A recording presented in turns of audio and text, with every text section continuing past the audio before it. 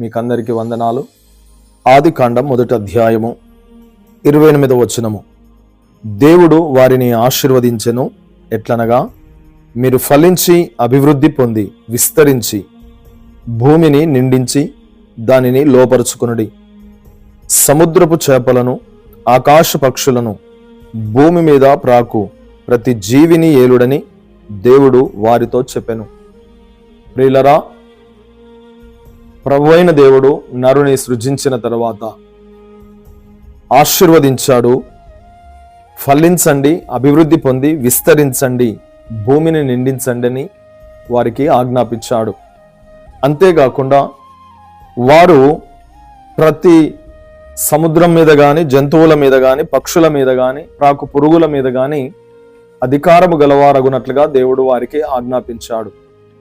ప్రియమైన దేవుని బిడ్డలారా, దేవుడు నరుని సృష్టించిన తర్వాత ఆయన ఆశీర్వదించిన మొట్టమొదటి ఆశీర్వాదమే అభివృద్ధి పొందండి, ఫలించండి, విస్తరించండి అని చెప్పాడు.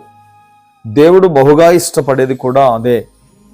మనము బహుగా ఆశీర్వదించబడుట దేవునికి సంతోషాన్ని కలిగిస్తుంది.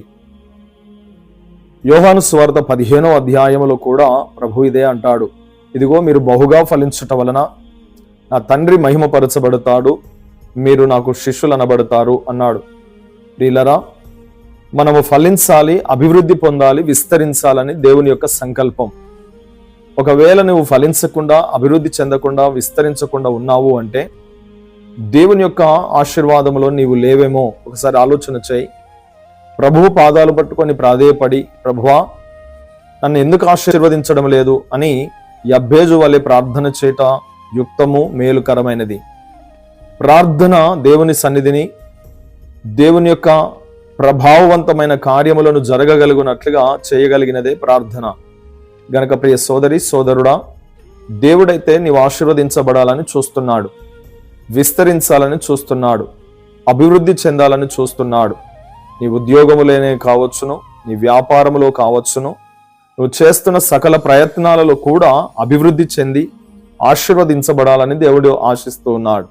గనక ఆలోచన చేయి, నీవు దేవుని చేత ఆశీర్వదించబడి అభివృద్ధి పొందుటే ఆయన సంకల్పమైనప్పుడు నీవు ఆశీర్వదించబడడానికి ఆటంకము ఏదైనా ఉందేమో ఒకసారి ఆలోచన చేసి నిన్ను నీవు స్వీయ పరిశీలన చేసుకొని సరి చేసుకొని దేవుని చేత ఆశీర్వదించబడి అభివృద్ధి పొందు, విస్తరింప చేయబడు.